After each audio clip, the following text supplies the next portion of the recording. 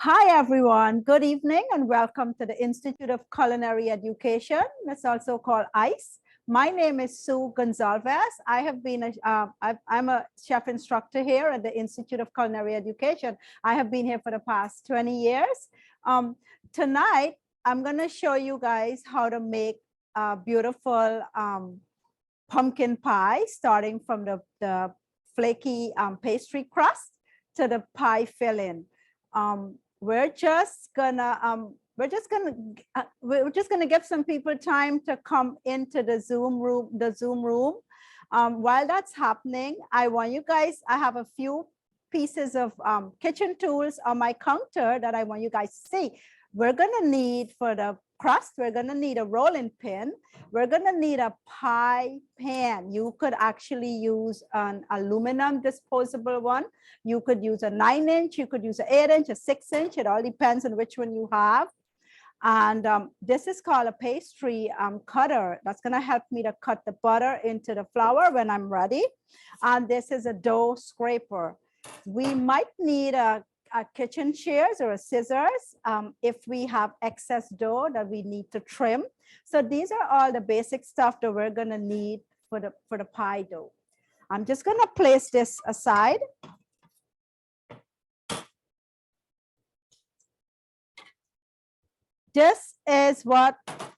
These are all of our ingredients. You're gonna need a large bowl if you wanna make this by hand. If you have a Cuisinart at home, it makes it easier. You just add all your stuff to that and you press the pulse button and you add your ice cold water. So it's gonna come together in a ball. If not, I say good old elbow grease. You just get your fingers in there and you get your dough together. So I have my flour. I have 255 grams of flour. That's equivalent to 1.5 cups of all-purpose flour. I also have 4 grams of salt, which is equivalent to 1 teaspoon. I have my sugar. I have 3/4 teaspoons of granulated sugar because it's a pie crust. It's a pumpkin pie crust. So we want to add a little bit of sweetness to that, to this dough here. And then we have our 126 grams or 9 tablespoons of very cold, unsalted butter that you want to use for this pastry crust. Okay. This is called a short crust. It's just made with the flour, sugar, salt, cold butter, and then we're gonna mix it, bring it together with ice cold water. Everything for this pie dough should be kept cold because when your butter is cold, it creates an air pocket in the crust and it gives it that nice light, airy, flaky texture that we're looking for. You want to also make sure that you cut up your butter into small pieces if you're going to work it by hand. I have mine already cut up into small pieces. I'm going to take my fingers and I'm just going to bring this together. I want to make sure that I cover all my butter pieces with my with the flour. And then when you make short crust pastry, you don't want to be kneading it like this, like smooshing it with the palm of your hands. This is where all the heat source comes from. So if you take cold butter and you continue like smashing it, it's going to become too warm. Then your pie crust is not going to have that nice flaky texture that it's supposed to have. So what you want to use is your fingertips. You just want to get in there. You want to break the pieces of butter up. So they should look like pea-sized pieces at the end. In any short crust pastry dough, you want to make sure you see little pieces of butter. That's a good sign. It means it's still cold, it's still hard, and that's going to help your pastry crust to get that nice flaky texture. All right, so you could use your fingertips. Like I said, you want to kind of lift the flour up like that with the butter. You want to give it some nice air. You want to aerate it like this here. Or you could cheat by using a pastry blender. This is called a pastry blender. It actually works really well too. It helps to cut the butter into the flour. And at the end of this mixing time, everything should look like coarse breadcrumbs. That's what we're aiming for before we add our ice cold water. I'm just gonna bring it together one more time, break the whatever big chunks of butter is left. I still want it to be pea-sized pieces. It's starting to look like coarse breadcrumbs to me. See how I'm lifting it, how I'm aerating that dough? That's how you make a great short crust pastry dough. I am loving this. You gotta get your hands dirty. If you wanna make pie crust, anything bread doughs, if you take a spoon, you're not helping. You wanna make sure you put your fingers in here. You wanna get a feel of whatever you're mixing, okay? All right, so this looks really great. Then we're gonna go ahead and we're gonna add our 12 tablespoons of ice cold water. If a recipe says 12 tablespoons, 10 tablespoons, whatever, you always want to make sure you start by adding a little bit at a time until the dough comes together. Sometimes you might not need all of the ice water, or sometimes you might need a little extra. So let's go. I'm going to start by adding like 2, 3, 4, 5. I'm going to add like 6 tablespoons right now. I'm going to get my hands in there and I'm just going to bring this together.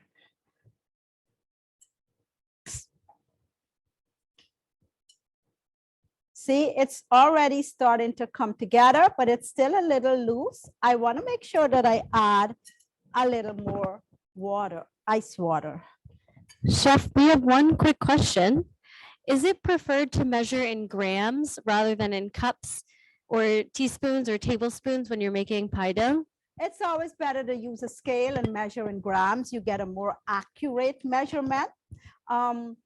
Yes, measuring in grams works out really, it gives you the best, the most accurate measurement. All right, so I added a few more, 2 more tablespoons of water. I'm gonna add just a little more. So that should bring us to the 12 tablespoons of water. Enough to bring my dough together. Beautiful.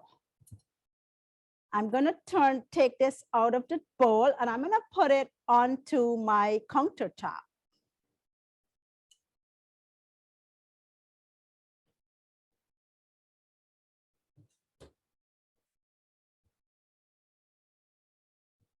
Nice and easy. Just, it looks like shards of dough, but that's what you want it to look like. So this is where I'm gonna bring it together in a nice dough ball and we're gonna wrap it.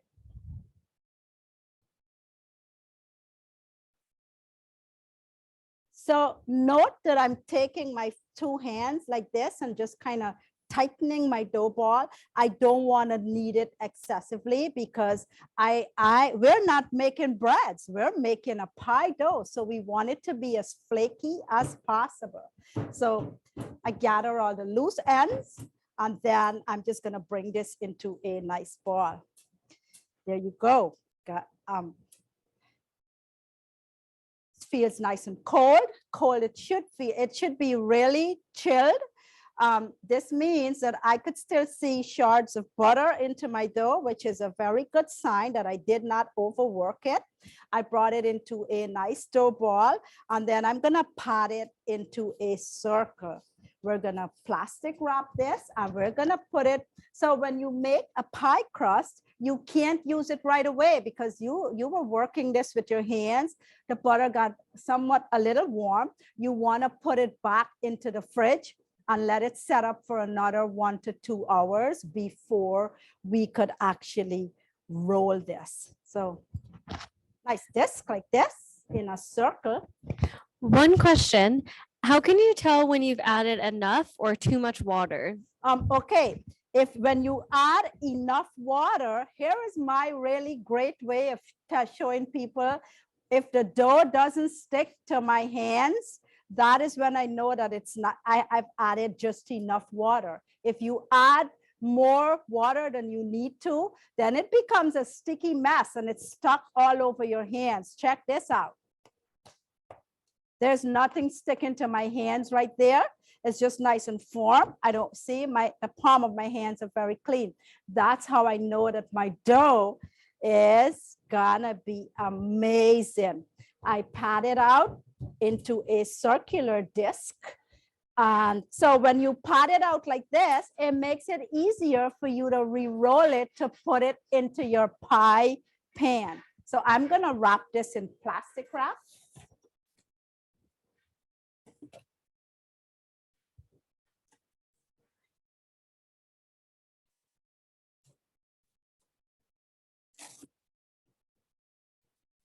You want to put it into a nice disc, wrap it tightly in plastic, keep it nice and flat, keep it in that round shape like that. So it makes it easier for you to roll.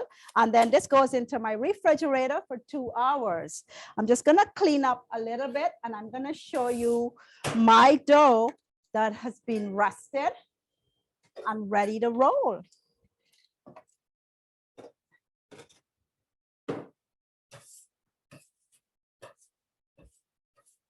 If you don't own one of these, make sure you buy one. They're like the greatest kitchen tool ever. They clean your countertops really nice. It works really great for any kind of dough making, pasta dough, pizza dough, pie dough. I'm gonna bring out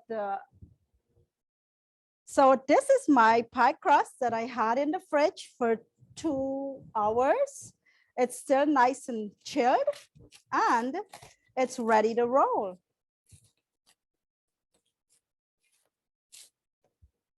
I'm gonna add some extra flour on my countertop so that way it doesn't stick. A tiny sprinkle like that, just enough. You don't want your pie crust to be sticking on your board or else you're not gonna be able to lift it off. You could always put some flour onto your rolling pin so that it doesn't stick. You want to keep that circle. Tighten the edges and you're going to give it a quarter turn. We're going to roll this to like a 1/2 inch thickness, a little less than. It all depends on how big your pie pan is. You want to make sure your crust has the right thickness because when you add filling to that, you don't want it to go like, you don't want your crust to break at the bottom. Make sure you double check to see there's enough flour at the bottom. Just roll, do this. So this tells me that my pie dough, I could lift it up like that and I don't have to scrape it off of my table. Try to keep a circle as best as you can.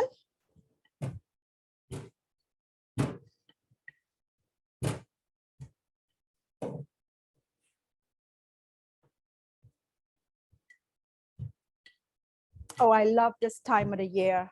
It's all about pie making.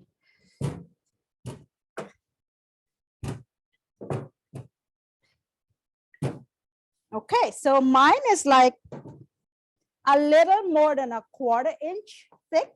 That's what I'm looking for. See, I could be able to lift it off. I'm gonna bring my pie tin now and I wanna make sure that I have enough dough that I could fit my pie crust in and I should be able to have some overlap so that I could be able to flute the edges and make it look real pretty, okay? I think I have enough, but I'm just gonna give it a last stretching with my rolling pin.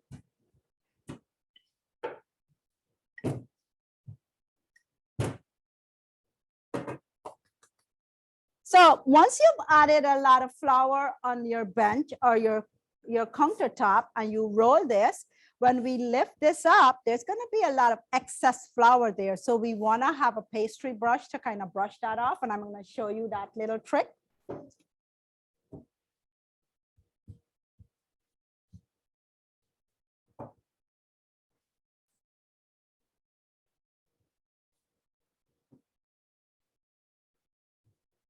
You want to make sure you have a clean bottom so that it's not going to be filled with lots of dry flour, uncooked flour.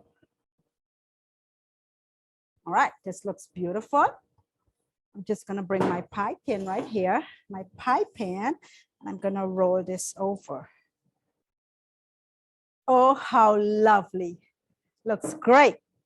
I'm just going to kind of fit it in here. You want to let it sit, like just try to fill it all the way to the bottom, like stuff the crust all around the sides. You give it enough room like that. Now, this is where your kitchen shears comes in handy if you were to trim off excess.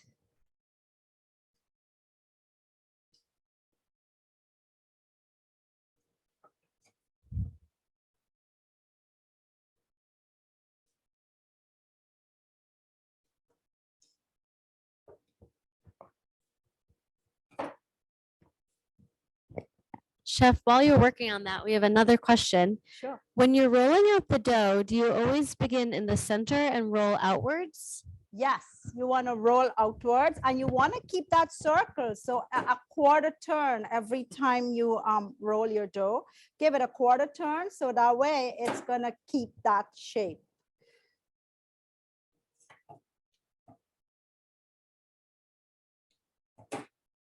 If you also want added thickness to your crust, you could fold all your extras that you have here.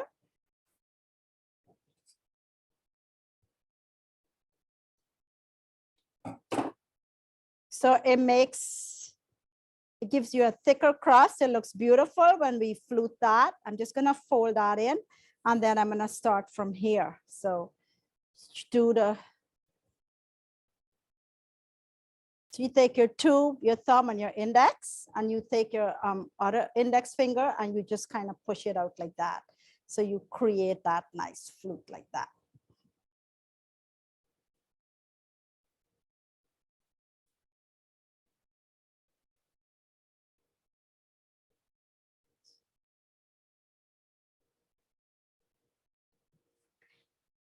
Looking good. Chef, do you have a preference between a French rolling pin versus a regular rolling pin? They all work the same. I like the rolling pin. That's the whole piece of wood like that. I have more control. I could use this for puff pastry and all that stuff. It has more weight to it. At the end of the day, it doesn't matter. It's whichever one you have. But they both work the same. They do the same job. It's just a matter of personal preference. One more question for you Sure. about the dough. Yes. Someone's making it along with you, Yes. and the dough only took 6 tablespoons of water Yes. to come together. Is that okay? That's okay. So it could take 6 to 7 tablespoons of water. The idea is that you don't want it to be soft. There's enough hydration in the butter. Butter has water content too. So that's gonna help your dough also. Guys, this is, you flute it up as best as you can. You want to give it that beautiful edge. And one of the things about fluting your pie dough is that so your filling does not overflow. And then when it bakes, it looks really beautiful.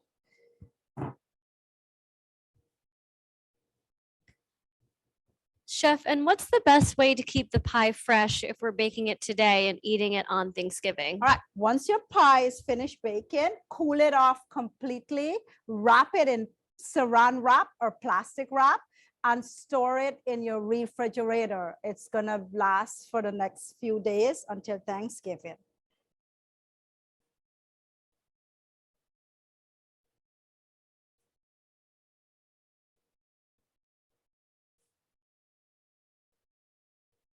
Guys, here's my finished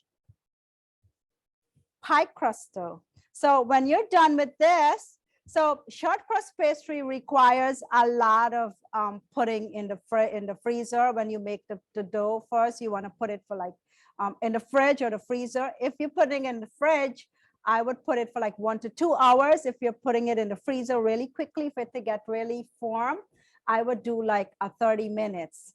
But when you're finished rolling it, you put it in your pie in your pie pan.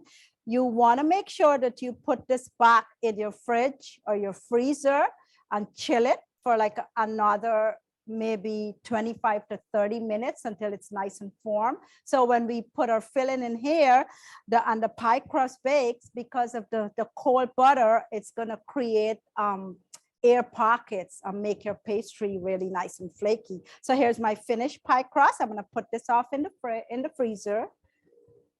I'm going to clean here a little.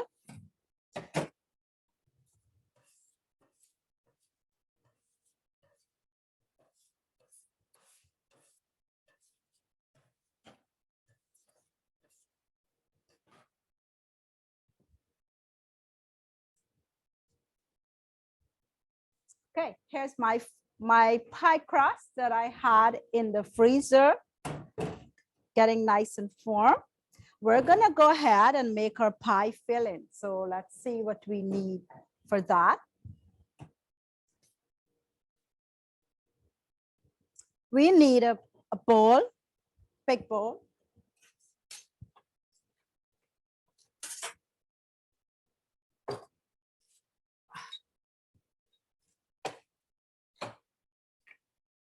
We also need 1.5 cups of pumpkin puree. Any good canned puree works really well.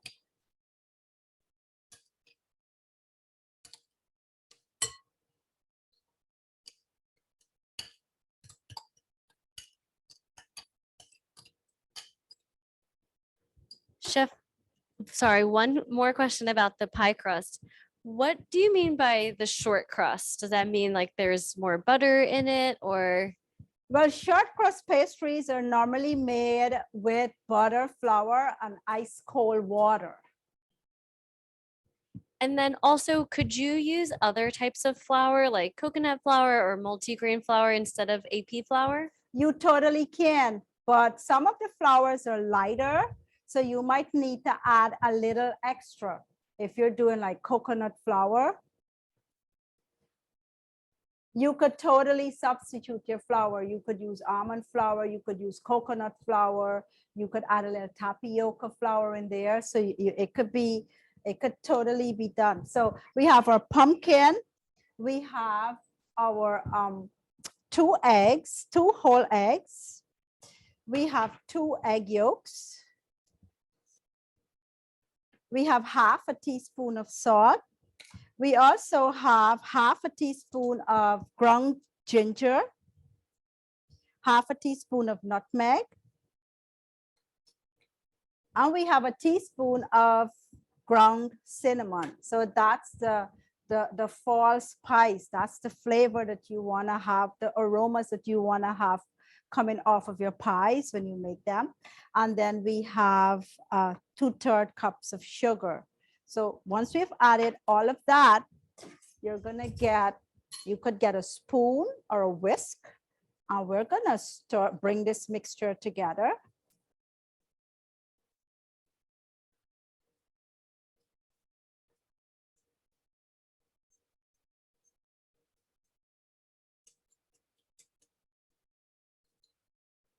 Make sure the eggs are all broken down, the sugar gets nicely mixed in, all the spices and all of that. And then we're gonna finish with 1.25 cup of half and half. You could totally substitute. You could do heavy cream for this here. You could do half milk, half heavy cream, or half and half. You could do almond milk. You could do any kind of milk of your choice. We're just going to mix this together until it's fully combined.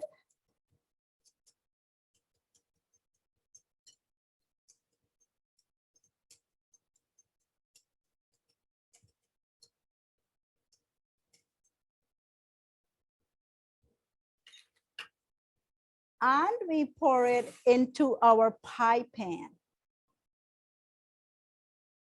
on the pie crust. Beautiful. Excess, always make sure you scrape, make sure you get everything out of your bowl because everything is being measured. So you want to make sure you get everything out of your bowl, okay? All right, here's my pie crust with my filling. This goes into a 350-degree oven for 45 to 50 minutes. If it's a smaller pie, it goes for 35 minutes. You want to bake it until you see there's just a slight jiggle at the top, because when it cools down in the fridge, it's going to set up really nicely. And I'm going to show you a finished version of our. Before we get to that, can we do a few questions? Sure. Okay, so first question is, would this pie crust need to be blind baked before the filling is added? No. Or is it okay to add the custard straight in? And how do you know which pies need to have the crust blind baked? Okay, if I'm making like a fruit tart or whatever, if I'm making a filling, if I'm making a custard based filling, I need to blind bake my tart shell first, because my filling is not gonna filling that aren't getting cooked could go into that to set up. But if I'm making a pie filling like this here, I don't want to blind bake my dough, because then it's all gonna leak right out of my out of the dough at the bottom of the pie pan. So there's only if your fillings are not cooked, like a pastry cream filling, if you're making a fruit tart, that's when you want to blind bake your tart shell. Okay. Or bake it before. Got it. Another question is, can I use fresh pumpkin puree instead of canned? Absolutely. Fresh is always best. You totally can use fresh pumpkin puree, but you have to add a little more sugar to add to the sweetness of that. And fresh pumpkins have a lot more water in there. So you want to make sure you drain it completely before you add a little extra sugar to bring it together. Okay. And what else could be used as a substitute for pumpkin for the filling? Like, could we use sweet potatoes? Okay. What about like, could we use the same pie crust for maybe like a chocolate pie or something? You totally can. This is a short crust pastry. If you could use it for sweet or savory, if you're using it for savory purpose, like you want to make a quiche out of this here, you totally omit the sugar from the pastry dough. Okay. And then also, if we're using a heavy cream, would we use the same amount? The heavy cream has is 35 or 36% of fat. So you want to use less heavy cream. Good. I'm going to show you guys my finish. So this goes into the oven. This is a 10-inch pie, a little 9.5-inch, I would say. This would bake for like 15 minutes. And this is my finished pie right here. See, it's nice and firm. I baked it. I set it up in the fridge.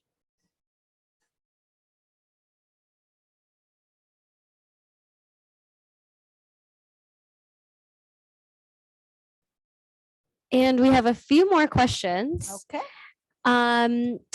Could we use other types of pumpkins or squash, like kabocha squash or butternut squash? You could totally use butternut squash, kombucha squash, but pumpkin has a little more sweetness to it than the other squashes. So if you substitute, just add a little extra sweetener, sugar. It could be honey, it could be sugar of your choice, just to give it that added flavor.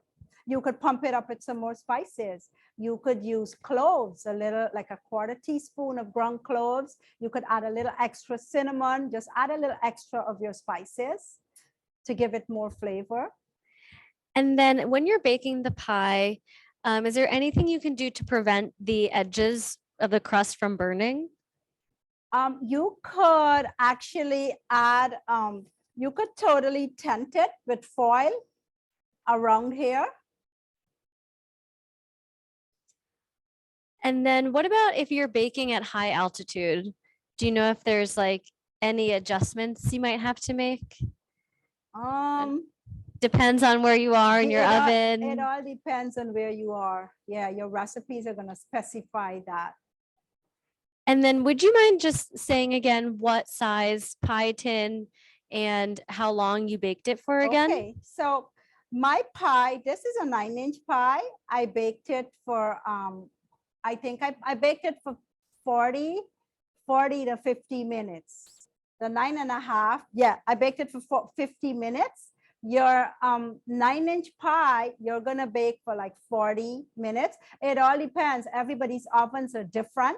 Their temperature setting is different. So you just want to make sure your crust looks like mine, nice and golden brown. You want to make sure you look at the bottom. You see around the sides here, where you have that nice color, that meant that your pie crust is nicely baked. And your pumpkin should look, it has that nice golden brown color at the top. It's not shaken, it's nice and firmly set up. And if in the recipe, could you substitute half and half with milk? You want to do less milk because you don't want a watery mixture. So heavy cream and half has fat inside. So you could totally do milk, but you do a little less than that. Yes. Great. Do we have any foil so you could demo how to make the tent around the edge for the crust? We'll try to get you some foil to show you. Okay, that might take a second. If anyone has any other questions in the meantime, I hope everyone's pies at home are looking good. And then do you have any tips for reheating for serving on Thanksgiving Day? Oh, I would put this back in like a 250-degree oven and just lightly warm it up. Because you want your filling to be nice and form. Mm-hmm. Or you take it out at room temperature. You take it out of your fridge, you let it sit at room temperature.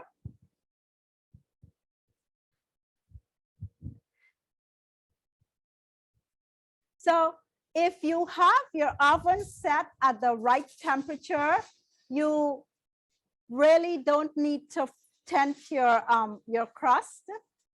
But I'm gonna show you.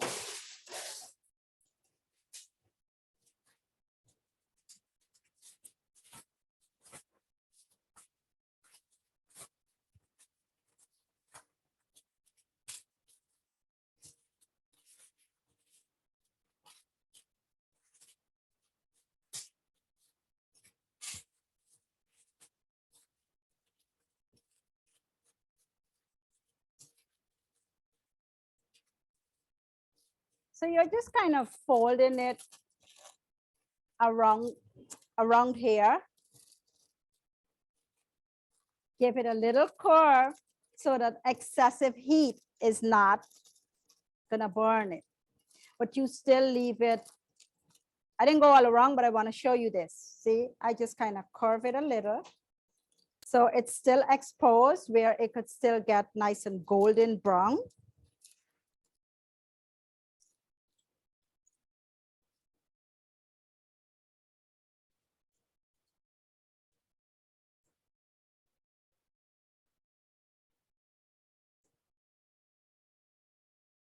And we have a few last questions.